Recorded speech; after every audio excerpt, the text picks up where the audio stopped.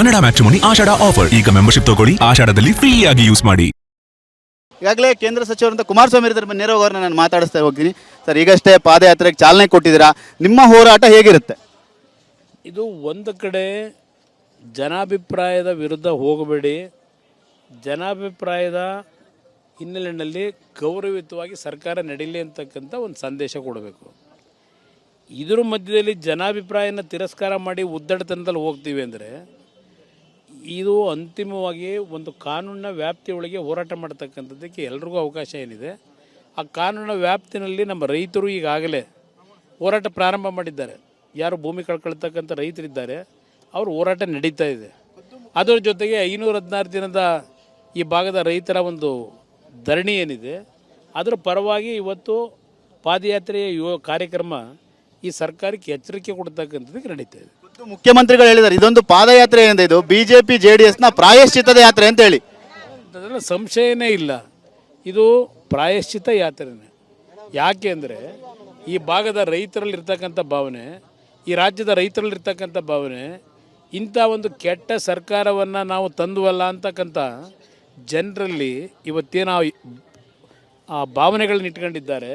ಇಂಥ ಸರ್ಕಾರವನ್ನು ರಾಜ್ಯದಲ್ಲಿ ತಂದಿದ್ದಕ್ಕೆ ನಮ್ಮ ಪ್ರಾಯಶ್ಚಿತ್ತದ ಯಾತ್ರೆ ಅನ್ನೋದನ್ನು ಇವತ್ತು ರೈತರು ಮಾಡ್ತಾ ಇದ್ದಾರೆ. ರೈತರನ್ನ ಎತ್ಕಟ್ಟು ಕೆಲಸವನ್ನ JDS ಕುಮಾರಸ್ವಾಮಿ ಅವರು ಮಾಡ್ತಾ ಇದ್ದಾರೆ ಅಂತ ಹೇಳ್ತಾ ಇದ್ದಾರೆ.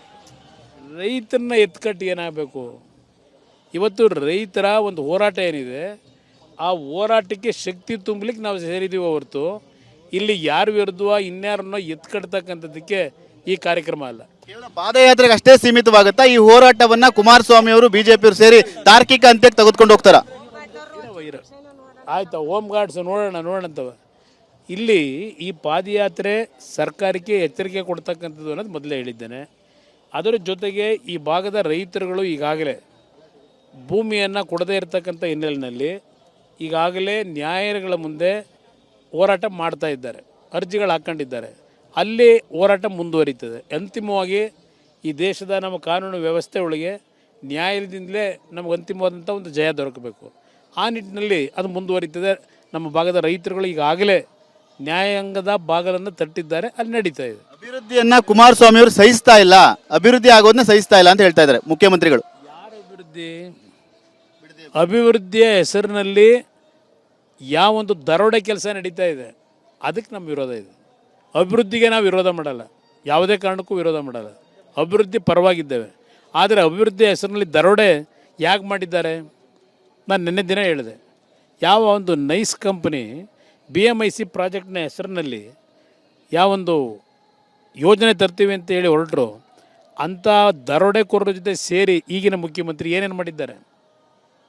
ಈಗಾಗಲೇ ಅಲ್ಲಿ ರೈತರು ಭೂಮಿ ಕೊಟ್ಟಿದ್ದಾರೆ, ಇದು ಆ ರೈತರಿಂದ ದಬ್ಬಾಳಿಕೆ ಮಾಡಿ ಭೂಮಿ ಕಿತ್ಕೊಂಡಿದ್ದಾರೆ, ಮನೆಗಳನ್ನು ಹೊಡೆದಾಕಿದ್ದಾರೆ ಆ ನೈಸ್ ಪ್ರಾಜೆಕ್ಟ್ನ ಹೆಸರಿನಲ್ಲಿ. ಇವತ್ತು ಅಂಥ ವ್ಯಕ್ತಿಗಳ ಜೊತೆ ಶಾಮೀಲಾಗಿ ನಿನ್ನೆ ಕೋರ್ಟ್ನಲ್ಲಿ ಆದೇಶ ಕೊಟ್ಟಿದ್ದಾರೆ ಕಳೆದ 10 ದಿನಗಳ ಹಿಂದೆ. ಇದು ಅತ್ಯಂತ ನಮ್ಮ ರಾಜ್ಯದಲ್ಲಿ ನಡೆದಿರ್ತಕ್ಕಂಥ ಒಂದು ದೊಡ್ಡ ಹಗರಣ ಅಂತಕ್ಕಂಥದ್ದನ್ನು ಹೇಳಿದ್ದಾರೆ ನ್ಯಾಯಾಲಯ. ನಾನು ಹೇಳ್ತಿರೋದಿಲ್ಲ. ಇವತ್ತು ಈ ಸರ್ಕಾರ ಯಾತಕ್ಕೆ ಇಲ್ಲಿಗಲ್ ಆ್ಯಕ್ಟಿವಿಟೀಸ್ಗೆ ಈ ಸಂಸ್ಥೆ ಜೊತೆ ಕೈ ಜೋಡಿಸಿದ್ದಾರೆ ಪ್ರಶ್ನೆ ಮಾಡಿದ್ದಾರೆ. ಇದರ ವಿರುದ್ಧವೇ ನಮ್ಮ ಹೋರಾಟ. ಅಲ್ಲಿ 20 ವರ್ಷದಿಂದ ಹಣ ಕೊಡದೆ ಆ ರೈತರು ಭೂಮಿನ ಲಪಟಾಯಿಸಿ ಆ ಕಂಪ್ನಿ ಇವತ್ತು ಜಾಯಿಂಟ್ ವೆಂಚರ್ಗಳು, ಮಾರ್ಟ್ಗೇಜು, ಇವತ್ತು ದೊಡ್ಡ ದೊಡ್ಡ ಬಿಲ್ಡರ್ ಜೊತೆ ವ್ಯವಹಾರ ಮಾಡ್ಕೊಂಡು ಆಮೇಲೆ ಟೋಲ್ನ ಇವತ್ತು ಇಲ್ಲಿಗಲ್ ವೇನಲ್ಲಿ ದುಡ್ಡು ಕಲೆಕ್ಷನ್ ಮಾಡ್ತಾ ಇದ್ದಾರೆ. ಅಂಥ ವ್ಯಕ್ತಿಗಳಿಗೆ ಇವರು ಬೆಂಬಲ ಕೊಟ್ಟಿರ್ತಕ್ಕಂಥ ಈ ದರಿದ್ರ ಸರ್ಕಾರ, ಇವರು ಅಭಿವೃದ್ಧಿ ಮಾಡಾರ? ಇವರು ಜನಗಳ ಪರವಾಗಿದ್ದಾರಾ? ಇದ್ರ ವಿರುದ್ಧವೇ ನಮ್ಮ ಹೋರಾಟ ಇರೋದು. ಈ ಒಂದು ಬಿಡದಿ ಟೌನ್ಶಿಪ್ ಕೈ ಬಿಡೋರು ನಿಮ್ಮ ಹೋರಾಟ ಇರುತ್ತೆ. ಈಗಾಗಲೇ 516 ದಿನಗಳು ತಲುಪಿದ್ದಾರೆ ನಮ್ಮ ರೈತರ ಹೋರಾಟದಲ್ಲಿ. ಇದರಲ್ಲಿ ನ್ಯಾಯ ದೊರಕೋವರೆಗೆ, ರೈತರ ಭೂಮಿ ಉಳಿಸ್ಕೊಡೋವರೆಗೂ ನಮ್ಮ ಹೋರಾಟ ಇರುತ್ತೆ. ಇದಿಷ್ಟು ಕೇಂದ್ರ ಸಚಿವರಾದಂಥ ಕುಮಾರಸ್ವಾಮಿ ಅವರ ಮಾತು. ಬಿಡದಿ ಟೌನ್ಶಿಪ್ ಕೈ ಬಿಡುವವರೆಗೂ ಕೂಡ ಯೋಜನೆಯನ್ನು ಮತ್ತೆ ಅದೇ ರೀತಿಯಾಗಿ ರೈತರಿಗೆ ನ್ಯಾಯ ಸಿಗುವವರೆಗೂ ನಮ್ಮ ಹೋರಾಟ ಅನ್ನೋ ಮಾತನ್ನು ಕೂಡ ಹೇಳ್ತಾ ಇದ್ದಾರೆ. ಕ್ಯಾಮರಾಮನ್ ಪ್ರೇಮ್ ಜೊತೆ ಸುನಿಲ್, TV9 ಬಿಡದಿ. ಕನ್ನಡ ಮ್ಯಾಟ್ರಿಮೋನಿ ಆಷಾಢ ಆಫರ್. ಈಗ ಮೆಂಬರ್ಶಿಪ್ ತಗೊಳ್ಳಿ, ಆಷಾಢದಲ್ಲಿ ಫ್ರೀ ಆಗಿ ಯೂಸ್ ಮಾಡಿ.